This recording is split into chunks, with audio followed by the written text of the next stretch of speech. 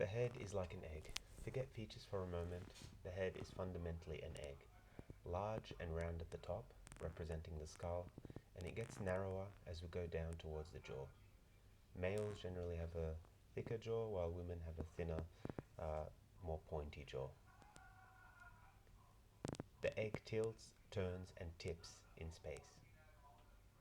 The skull is not flat, and I begin to build from what I'm seeing in the reference photo. I build the structure of the eye socket and the zygomatic bone, and then I place the ear, and I'm thinking about where the neck goes, where the nose is in relationship to that ear. I placed the right side of that face too far away. I should have changed that, but I didn't end up changing it in this drawing. So I'm just thinking about the big forms and placing in the shapes that represent them. Here I place the eyes just as circles, and I put the shadow shape showing that they are spheres. I draw another 2 circles, one to represent the muzzle and one for the chin, and then I just shade in all the shadow shapes. At this stage it's already starting to look a bit 3D. We're starting to see the form and understand it. Again, the side of the face on the right hand side needs to be a lot closer, but in this one I don't really change it. And now I'm just playing around. I'm adding the termination lines again, just strengthening some of them and improving the shading, just darkening the values. I put some shading on the left side of the face to show that it's getting less light than in the right side of the face as well. The second idea that I found very important to drawing portraits is the head is a box. We have to learn to see the different planes, starting with the main 3 planes: the front, the side, and the top or bottom. I know it doesn't look like one, it looks soft, round, and full of curves, but underneath all that softness is structure, and that structure is what we're looking for here. So we need to identify the first 3 flat planes and decide which way they're facing and how they're catching the light. Once you see it, you can't unsee it. After you have the 3 big planes in, I put a line through the center, which represents again where the eyes go. In this one I placed a line for the eyebrow, a line for the zygomatic, and a line for the nose, and I just begin to copy the reference and build the structure. I start to taper the jaw and place the spheres for the muzzle and the chin. I place a sphere for the ear,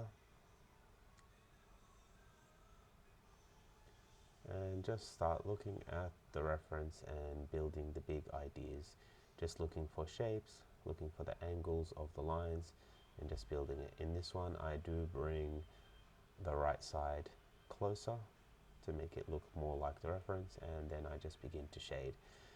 I'm thinking again, just big shapes, big boxes, and shading the sides. If you want to improve your portrait drawing, I'll give you this exercise that I give to my students. Try this every day. Grab a piece of A4 paper and do 8 or 9 of these portraits on there, starting with either a box or an egg. You can develop them as much as you want.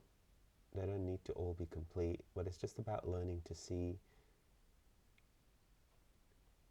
The most important thing we study at the atelier is learning to see accurately. So am I looking at the top of the head or the bottom of the head?